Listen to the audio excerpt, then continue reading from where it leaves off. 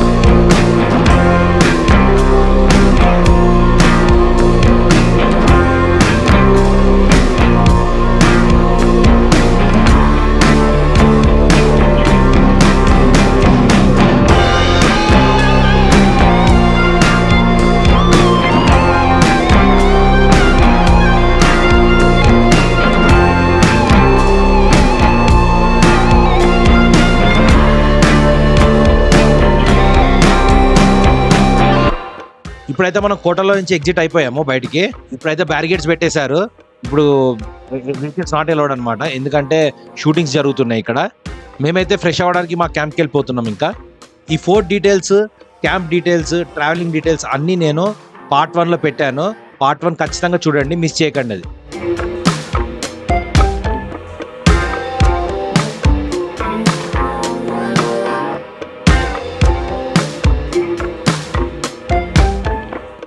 మేమైతే ఇప్పుడు క్యాంప్కి రీచ్ అయిపోయాము. క్యాంప్ దగ్గర కూడా మార్నింగ్ వ్యూ సూపర్ ఉంది. ఇక్కడ వైట్ కార్ అతను యూటర్న్ చేసుకుంటా మా కార్ని అయితే గుద్దేశాడు. కొంచెం పార్కింగ్ చేసుకునే టైంలో కొంచెం కేర్ఫుల్ ఉండండి. ఇప్పుడైతే నేను మీకు క్యాంప్ వ్యూ చూపిస్తున్నా చూడండి. క్యాంప్ యొక్క నైట్ వ్యూ నేను పార్ట్ 1లో కవర్ చేశాను. నేనైతే అలా చైర్లో కూర్చొని చాలాసేపు నేను వ్యూని అయితే మస్తు ఎంజాయ్ చేశాను. సో ఇంకా రెడీ అయ్యి చెక్అవుట్ చేద్దాం అనేది మా ప్లాన్. అరౌండ్ 10 AM అట్లా మేము చెక్అవుట్ చేసేసాం. చెక్అవుట్ చేసి డైరెక్ట్గా బోటింగ్ పాయింట్కి రీచ్ అయ్యాము. ఈ బోటింగ్ కానీ వచ్చినాక ఇక్కడ ఒక ట్విస్ట్ వచ్చింది మాకు. బోటింగ్ పాయింట్ జస్ట్ ఒక 250 meters అని రాసి ఉంది బోర్డు మీద. సరేలే 250 meters కదా అని మేము నడుచుకుంటూ వెళ్ళాము. ఇంకా ఈ బోటింగ్ పాయింట్కి వెళ్ళే డిస్టెన్స్ అయితే చాలా డేంజరస్ ఉంటుంది. అది ఆల్మోస్ట్ ట్రెక్కింగ్ లానే. ఇంకా మనం చిన్నపాటి ఫారెస్ట్ నుంచి వెళ్తూ ఉంటాం, అందులో పాములు, తేళ్లు కూడా కనబడుతుంటాయి. ఈ ట్విస్ట్ మా కోసం వెయిట్ చేస్తుంది అనే విషయం మాకు తెలియదు. మేము ట్రెక్కింగ్ కోసం ఎలాంటి ప్రిపరేషన్ లేకుండా వెళ్ళాము. వాటర్ బాటిల్ లేదు, ఆర్ ట్రెక్కింగ్ షూ లేవు. సో ఎలాంటి ప్రిపరేషన్ లేకుండా వెళ్ళిపోయాము. సో షార్ట్స్ అవేం వేసుకోలేదు, డైరెక్ట్ జీన్స్ మీద డైరెక్ట్ వెళ్ళిపోయాం అనమాట. సో ఈ ట్రెక్కింగ్ అలాంటి ట్రెక్కింగ్ కాదు. యాక్చువల్లీ ఇక్కడ ట్రెక్కింగ్ ఉంటుందనే విషయం కూడా తెలియదు మాకు.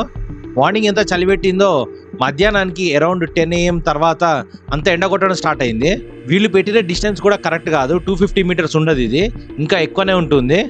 స్టోన్స్ అయితే ఫుల్ స్లిప్పరీ ఉంటాయి, రాళ్ళు మొత్తం జారుతూ ఉంటాయి అనమాట. మళ్ళీ రాళ్ళు కూడా స్టేబుల్గా ఉండవు, ఆ రాళ్ళు అన్నీ షేక్ అవుతూ ఉంటాయి. ఇంకా రాంగ్ స్టెప్ చాలు మొత్తం టోటల్గా స్మాష్ అయిపోవడానికి. మీకు వీడియోలో మొత్తం టోటల్ పాత్ చూపిస్తున్నా. ఇది వెళ్ళాలా వద్దా అక్కడికి అనేది మీ డెసిషనే. నేనైతే ఏజ్డ్ పీపుల్కి అస్సలు సజెస్ట్ చేయను. వాళ్ళు తెలిసి తెలియక 250 meters కదా అని దిగితే మళ్ళీ అది చాలా డిస్టెన్స్ ఉంటుంది. మళ్ళీ వచ్చే పాత్ కూడా చాలా పెద్ద పెద్ద రాళ్ళు ఉంటాయి, ఆ రాళ్ళ మీదకి వెళ్ళి దిగాల్సి వస్తుంది.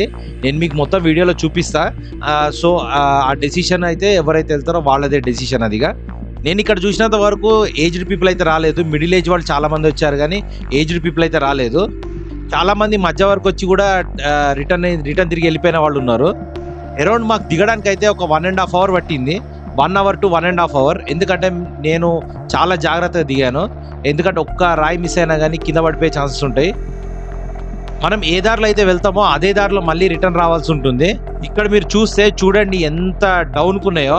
టోటల్గా అసలు కంప్లీట్ వాటరే కనబడుతుంది అనమాట. సో ఇది చాలా డేంజరస్ ట్రిక్కింగ్ అనే చెప్పాలి. కొంతమంది అయితే కిడ్స్ని క్యారీ చేసుకుంటూ వచ్చారు. వాళ్ళ పేషెన్సీకి అయితే హ్యాట్స్ ఆఫ్ చెప్పాల్సిందే. కానీ అంత రిస్క్ చేయాల్సిన అవసరం లేదనేది నా ఫీలింగ్. మనం దిగి ఎక్కినంత టైం కూడా ఉండదు. బోటింగ్ ఒక హాఫ్ అన్ అవర్ ఉంటే మనం దిగి ఎక్కడానికి మినిమం 2 అవర్స్ పడుతుంది. నాకైతే స్వెట్ నార్మల్గా రావట్లేదు, చాలా స్వెట్ వస్తుంది. వాటర్ కూడా లేకపోయేసరికి డిహైడ్రేట్ అయిపోతాము. మళ్ళీ మా ఫ్రెండ్ గాడు వచ్చి ఇక పోదాం పదా అంటే నేను లేచి వెళ్ళాను. మళ్ళీ కంప్లీట్ పాత్ పెడుతున్నాను వీడియోలో చూడండి. కొంచెం ఫాస్ట్ ఫార్వర్డ్లో పెడుతున్నా, ఎందుకంటే టోటల్గా ఆ పాత్ అంతా మీకు ఒకసారి కనబడితే మీరు డిసైడ్ అవ్వచ్చు అనే ఉద్దేశంతో నేను మొత్తం పాత్ పెడుతున్నా. ఇందులో రూట్ ఎంత నేరో ఉంటుంది, ఎంత స్లిప్పరీ ఉంటుంది, ఎంత హైట్ ఉంటుంది. సో ఇవన్నీ మనం ఈ పాత్లో పెడితే మీరు చూడొచ్చు అనే ఉద్దేశంతో పెడుతున్నాను నేను. సో దాన్ని బట్టి ఏజ్డ్ వాళ్ళు వెళ్ళొద్దా, అందరికీ సూటబులా కాదా అనేది వాళ్ళే డిసైడ్ అవుతారు. నాకైతే కూర్చొని లేచి మొత్తం టోటల్ బాడీ వర్కౌట్ అయిపోయింది. ఇక్కడనే మినిమం 5-6 సార్లు కూర్చొని లేచి ఉంటా ఈ స్టోన్స్ మీద, ఎందుకంటే అంత హైట్ ఉన్నాయి. ఒకవేళ మనం దూకినామంటే ముందుకు పడిపోతే అదో మళ్ళీ తలకాయ నొప్పి అనే ఉద్దేశంతో ఇక మెల్లగా పోదాం అనే ఉద్దేశంతో కూర్చొని పోవాల్సిన పరిస్థితి వచ్చింది ఒక్కొక్కసారి. నాకైతే దిగేటప్పుడే భయం వేసింది, ఎక్కేటప్పుడు అంత భయం అనిపించలేదు. ఎక్కేటప్పుడు ఎనర్జీ యూజ్ చేస్తే చాలు, కానీ దిగేటప్పుడు మాత్రం కొంచెం గ్రావిటీ వల్ల కొంచెం ముందుకు పడే ఛాన్సెస్ ఉంటాయి అనమాట.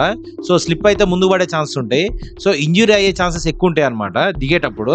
కానీ ఎక్కేటప్పుడు మాత్రం ఆ యొక్క భయం అనిపించలేదు నాకు.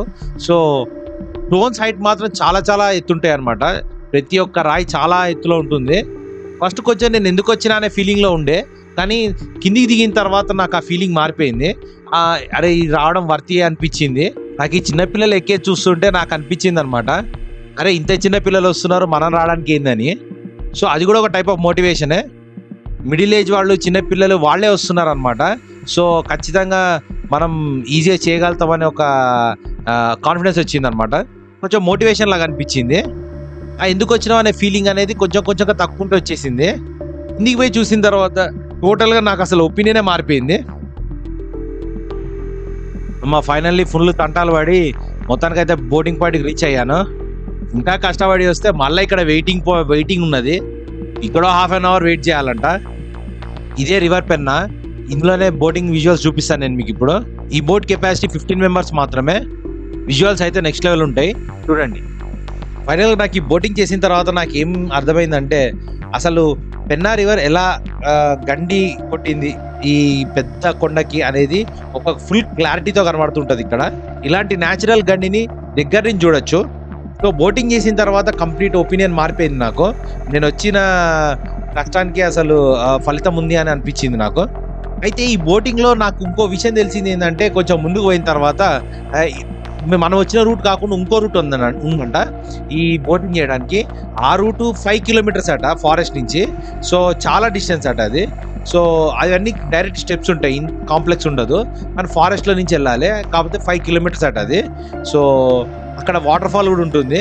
సో పాతకాలంలో రాజులు ఆ దారి వాడేవాళ్ళు అనేది ఇక్కడ వాళ్ళు చెప్పే పాయింట్ అది. 5 కిలోమీటర్స్ రూట్కి బోటింగ్ పాయింట్ లేదు. వాటర్ అయితే మొత్తం గ్రీన్ కలర్లో ఉంది. వాటర్ కూడా చాలా ఫ్రెష్ ఉన్నాయి. ఇది 80 అడుగుల లోతుంటుందంట ఈ రివర్. ఇక్కడ బ్యూటిఫుల్ అండ్ స్టన్నింగ్ వ్యూస్ ఉన్నాయి. కొన్ని వ్యూస్ ఎప్పటికీ అలా మైండ్లో ఉండిపోతాయి అనమాట. అలాంటి ఒక వ్యూ ఇది.